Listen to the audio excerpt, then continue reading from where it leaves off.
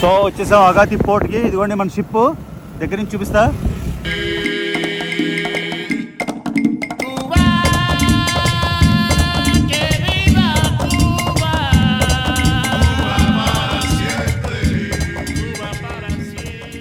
So first class cabin లేవు, second class లేవు, third class లేవు. ఫోర్త్ క్లాస్లో వర్కింగ్ క్లాస్ వాళ్ళు, ఇక్కడ పనిచేసేవాళ్ళు, డార్మిటరీలో ఉంటుంది అన్నమాట.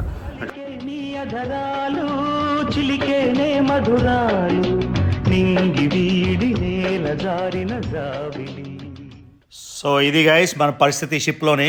మీరు టైటానిక్ సినిమాలో చూసినట్టు ఎన్నో క్లాసు, రోజ్ ఏమో అప్పర్ క్లాస్లో ఉంటుంది, ఆయన లోవర్ క్లాస్లో ఉంటాడు కదా షిప్ కింద. ఇదిగోండి మనం కూడా షిప్ కింద ఉన్నాం. ఇది ఫోర్త్ క్లాస్ కంపార్ట్మెంట్ అనమాట. ఇందులోనే ఇదిగోండి బెడ్స్ ఇలా షేరింగ్, డార్మిటరీ లాగా. ఇది ఈ జర్నీ మొత్తం మీరు చూడొచ్చు ఈ వ్లాగ్లో. కురిసే నీలో అందం, కురిసే ఊహల గంధం, మల్లె పూల బంధమీవు. नहीं लग रहा है लक्षद्वीप छोड़ने का या, लेकिन क्या कर, हाँ आऊँगा नवंबर में फिर और एक बार.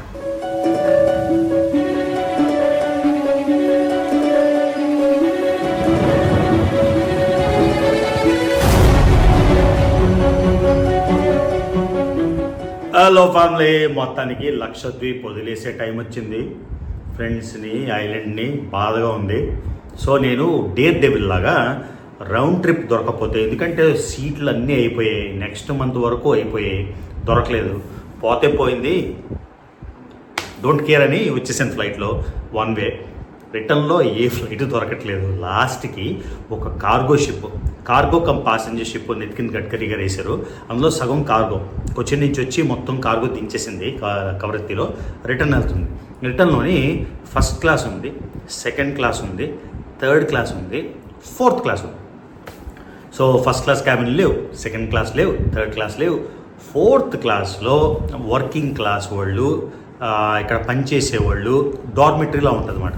అంటే ఒక పెద్ద రూమ్లోని కింద మీద కలిసి 30-40 బెడ్లు ఉంటాయి. అది ఒక్కటి దొరికింది. అది కూడా చాలా చౌకగా, అంతా 1250 రూపాయలు అంతే, 1250. సో నేను వెళ్ళిపోవాలి కాబట్టి 3 రాత్రులు 4 రోజులు ఉన్నా. ఇంకా చూడాల్సింది చూసేసాను, బాగా రిలాక్స్ చేశాను. నేను వచ్చింది ప్రోద్బలంతో లక్షద్వీప్ ప్రమోట్ చేయడానికి. సో ఇప్పుడు ఆ షిప్లో వెళ్తున్నాం. షిప్కి వెళ్ళాక నా అదృష్టం బాగుంటే 2వ క్లాసో 3వ క్లాసో 1వ క్లాసో దొరుకుతుంది అనుకుంటున్నా, కానీ గ్యారంటీ లేదు. కాకపోతే రాత్రి 9:30కి బోర్డింగ్, షిప్ 10కి వెళ్తుంది. పొద్దున్న కొచ్చిన్లో లేస్తాం కాబట్టి ఆ 4th క్లాస్ ఇది కూడా ఒక అద్భుతమైన ఎక్స్పీరియన్స్ కదా. మనం ఫస్ట్ క్లాస్ ప్లేన్స్ చేసాం కదా, సెకండ్ క్లాస్ అంటే ఫస్ట్ క్లాస్ ట్రైన్స్ చేసాం, తర్వాత ఫస్ట్ క్లాస్ బస్సులు చేసాం, పల్లెలకు బస్సులు చేసాం. సో ఇది కూడా ఒక అమేజింగ్ ఎక్స్పీరియన్స్ అని నేను ఎగిరి గర్తేసాను. తర్వాత వెళ్ళిపోవాలి. సో ఒకసారి షిప్ వెళ్ళాక షిప్ ఎలా ఉంది, కార్గో షిప్ ఏదో లగ్జరీ కార్డేలియా ఏదో ఉంది కదా, కార్డేలియా అలాంటి లగ్జరీ షిప్ కాదు, ఆర్డినరీ కార్గో షిప్. కానీ దాని వసతి ఎలా ఉంది లేబర్ క్లాస్లోని, అంటే లేబర్ క్లాస్ అంటే వర్కింగ్ క్లాస్లో ఎలా ఉంటుంది జర్నీ, అదంతా మీకు చూపిస్తాను వీడియో. ఓకేనా?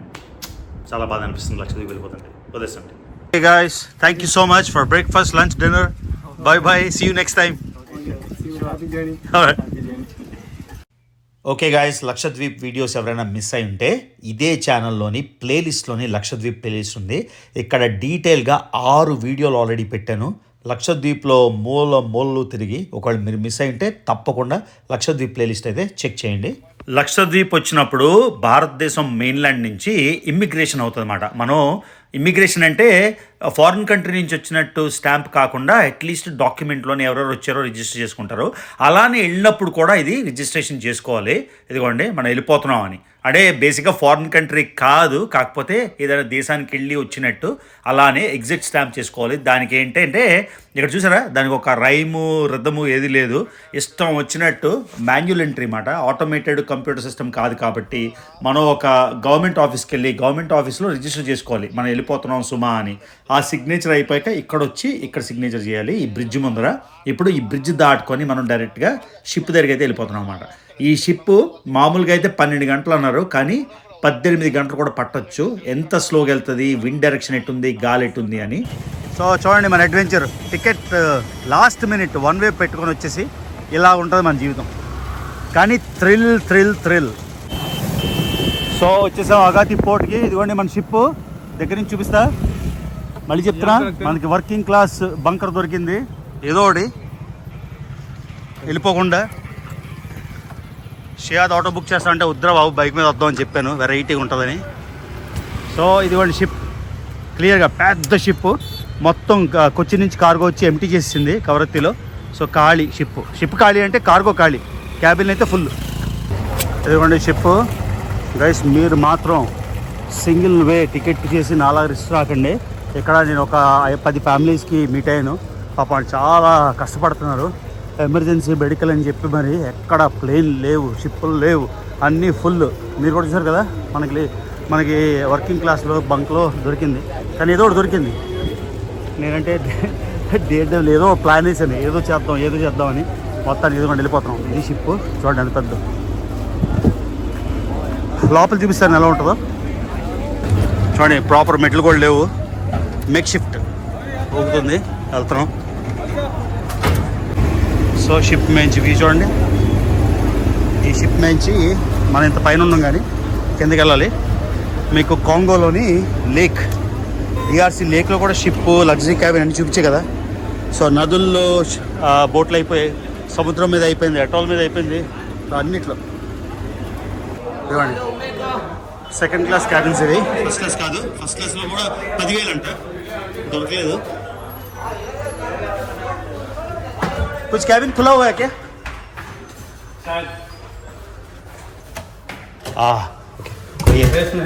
कोई है ఓకే. ఇది చూసండి, ఇది second class cabin. Second class క్యాబిన్లోని 1, 2, 3, 4 4 బాత్రూమ్ ప్రైవేటు. ఆహా, సోఫా, ఇది విండో, మొత్తం మలయాళం. ఇత్ నమ్ముడే వాట్ కప్పలాండ్ ఏదో రాసింది. అబ్బా ఎంత బాగుందో, హాయిగా. సరేండి, మనం ఇవాటికి చాలా పేదవాళ్ళం. సో ఇది కూడా క్యాబిన్ ఎలా ఉంటుంది, షిప్ ఎలా ఉంటుంది చూపిస్తున్నా మీకు, ఓకేనా? ఇది సెకండ్ క్లాస్, ఫస్ట్ క్లాస్ కూడా కాదు. ఫస్ట్ క్లాస్లోని 2 ఉంటాయి అనుకుంటాను. Let's go. చూడండి ఫస్ట్ క్లాస్ క్యాబిన్స్ అటువైపు, చూద్దాం తర్వాత.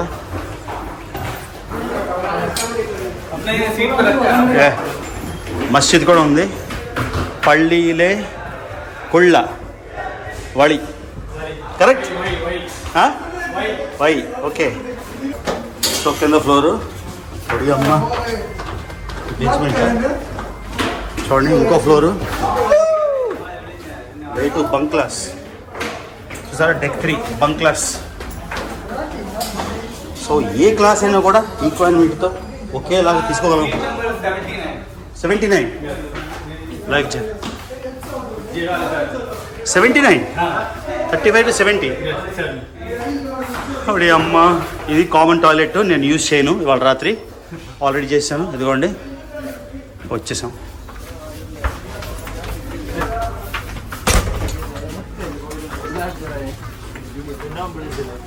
ఫ్యాంటాస్టిక్ చూసారు కదా. మేము భూల్ గయా. ఇదిగోండి బంకర్ క్లాస్ అందరితో కలిసి రామకృష్ణ అనుకుంటే ఇప్పుడు ఒక రాత్రి పర్వాలేదు. ఓకే కాయ్ 27 అయ్యా. ఇదండి వర్కింగ్ క్లాస్, ఏమంటారు బంకర్ అంటారా ఏమంటారు, వెళ్దాం. సో ఇదిగోండి ఇది మన బర్త్ రాత్రి. इधर एसी भी नहीं है यार, ये है तो सही एसी फैन नहीं एसी है. सो इधर ब्लैंकेट देते हैं कि नहीं? नहीं ब्लैंकेट बस only first class. Okay fantastic. ఇది కూడా ట్రైన్లో చూడండి, ఇది కూడా ఎక్స్పీరియన్స్ చేసేద్దాం. అన్ని రకాలు బాగుంది. अरे यार मुझे कैसा, ओके नो प्रॉब्लम. भूल में जाना 79. हाँ 79 मालूम है. यार मुझे second class first class cabin book कर दो यार. अरे रास्ता हुआ ये पूछो ना किसी को, अवेलेबिलिटी है तो. या पूछो या मैं पैसा दूंगा, पूछो. ఇది గైస్ చూసారా జర్నీ. వీడియో ఏదో ఒకటి మొత్తానికి వెళ్తాం, అది మెయిన్. ఇక్కడ స్టక్ అయిపోకుండా. సో ఇప్పుడు మళ్ళీ పైకి వెళ్దాం. సో ఇవ్వండి, ఇది రిసెప్షన్ చూసారు కదా మొత్తం. 1 minute, నితిన్ గడ్కరీ గారు ఓపెన్ చేశారు. ఇది కౌంటరు, పాసెంజర్స్ నాట్ అలౌడ్ అంట. ఇదివ్వండి డిఫరెంట్ క్లాస్, హైయర్ క్లాస్ ఇవన్నీ. చలో. సో శశాద్, good to see you again. शायद आई मिस यू मैन. मुझे मन नहीं लग रहा है लक्षद्वीप छोड़ने का. या लेकिन क्या, हाँ आऊँगा नवंबर में फिर और एक बार डेफिनेटली. मैं प्यार हो गया लक्षद्वीप से. అందరు ఫ్రెండ్స్ అయిపోయారు, మళ్ళీ వస్తాను నవంబర్లో అని చెప్తున్నమాట. అది ఒకసారితో మనకు అవ్వదు అన్నమాట, 2-3 సార్లు వెళ్తే కానీ ఏ దేశమైనా ఏ ఊరైనా. సో ఇవ్వండి షిప్ మీద, మీరు ఆల్రెడీ కెరీబియన్లోని లగ్జరీ షిప్ చూసారు కదా, అలా ఉంటుందని. సో ఇది మన షిప్. ఇండియాలో కూడా కార్డిలియా, అది లగ్జరీ షిప్. ఇది చూడండి, కార్గో కమ్ ప్యాసింజర్. మనం వెళ్ళిపోతున్నాం అన్నది చాలా ఇంపార్టెంట్ అన్నమాట, స్టక్ అయిపోకుండా. అది విషయం. కిట్నా బజే నికల్తాయి. చూడండి ఎంత పెద్ద షిప్, చాలా పెద్ద షిప్. ఇది ఫస్ట్ క్లాస్ క్యాబిన్ है क्या? नहीं शर्षाद भी है.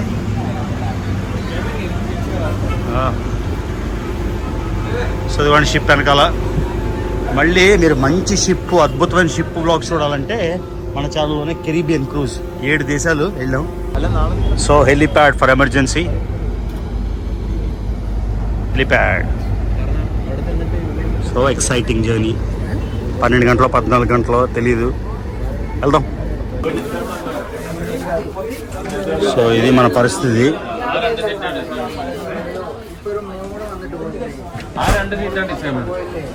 ఓడి అమ్మ, చాలా ధైర్యం కావాలి అసలు. ఓకే, ముందు ఎక్సైటింగ్ అనుకున్నా కానీ ఇప్పుడు నచ్చట్లేదు, కానీ ఏం చేస్తాం, తప్పదు. చూడండి షిప్ మీద హాస్పిటల్ కూడా ఉంది, మసీద్ ఉంది, టెంపుల్ లేదు. లక్షద్వీప్ ఆల్మోస్ట్ 100% ముస్లిం కాబట్టి. సో బాగుంది షిప్. సీట్ రిజర్వేషన్ లేకపోయినా లోకల్స్ అందరూ చాలామంది వచ్చారు, కూర్చొని వెళ్ళిపోతారంట. మనకు మాత్రం పర్మిట్ కావాలి కాబట్టి కూర్చొని వెళ్ళడం అవ్వదు. ఇదిగోండి కెఫ్టేరియా కూడా ఉంది, చూద్దాం. కెఫ్టేరియా ఫుడ్ దొరుకుతుంది ఇక్కడ. కెఫ్టేరియా ఫుడ్ ఉందా? సూపర్ బ్రో, నచ్చేసింది నాకు, చాలా బాగుంది. అబ్బా హ్యాండ్ వాష్ బాగుంది కదా, బెటర్ దెన్ ఎక్స్పెక్టెడ్. మామూలు షిప్ అయినా కూడా. సో ఇదిగోండి ఆల్మోస్ట్ లేట్ అయిపోయాను, కాకపోతే ఒక చాయ్. ఏ మేరా బ్లాక్ టీ అండ్ ఆమ్లెట్. కిतना है भाई? చూడండి ఆమ్లెట్, టీ, చిప్స్ కలిపి 40 రూపాయలు. ఎంత డిస్కౌంటెడ్. Thank you. చూసారా కూల్ కదా. అన్ని రకాల క్లాసులు ఎక్స్పీరియన్స్ చేయాలి. ఇదిగోండి.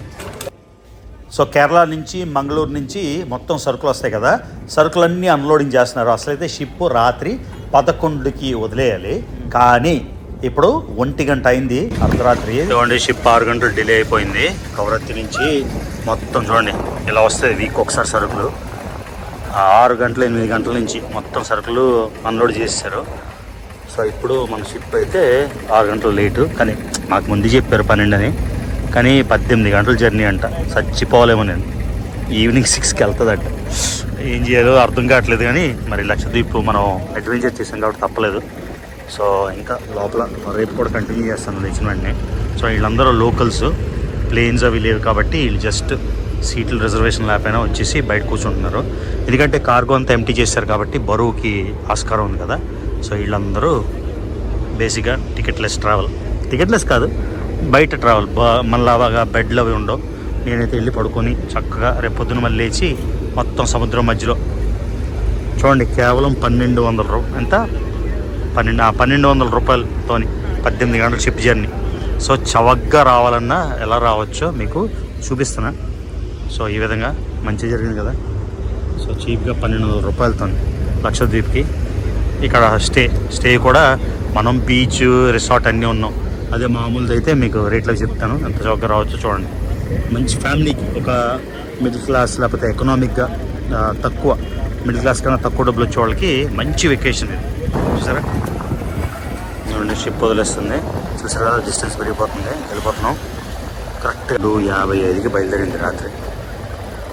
1200 రూపాయలకి 18 గంటల ship ride. Bye bye Lakshadweep. ఫుల్గా లోలో పడిపోయి లక్షద్వీప్తో మళ్ళీ నవంబర్లో వస్తానని ఇన్సూరెన్స్ ఇచ్చాను. గ్యారంటీ నిలబెట్టుకుంటాను. సో నిద్ర రావట్లేదు, వీళ్ళందరిలాగే నేను కూర్చున్నా. సో టికెట్లు ఆపాను, 12 ఇవ్వండి. ఇలా రాత్రి శూన్యం. చూడండి, ఏ స్ట్రెస్ లేకుండా ఎలా తిరుగుతున్నాను. లక్కీ. నాకు అర్థమైన దాన్ని బట్టి షిప్ అయితే చాలా స్లోగా వెళ్తుంది, అందుకనే 18 గంటలు ప్రొజెక్ట్ చేశారు. కానీ వాళ్ళు ఏం చెప్తున్నారంటే విండ్ డైరెక్షన్ ఆపోజిట్ నుంచి ఎక్కువ ఉంది కాబట్టి 20 గంటలు కూడా పట్టచ్చు అని. సో ఈవినింగ్ 6 అనుకున్నాం, కానీ ఇప్పుడు ఈవినింగ్ 8:30 కూడా అయిపోవచ్చు అంటున్నారు. చూసారా, ఇలాగా చల్లగా ఉంది. యాక్చువల్లీ వేడే లేదు, బాగుంది. విండ్తోని హ్యాపీగా వచ్చినారు.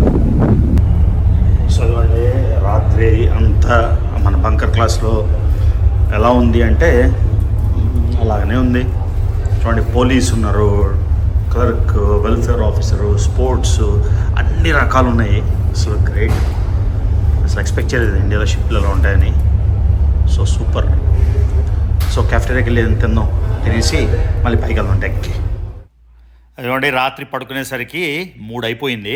ఇంచుమించుగా 10 గంటలు పడుకున్నా. సో ఇప్పుడు మధ్యాహ్నం 1 గంట దాటింది.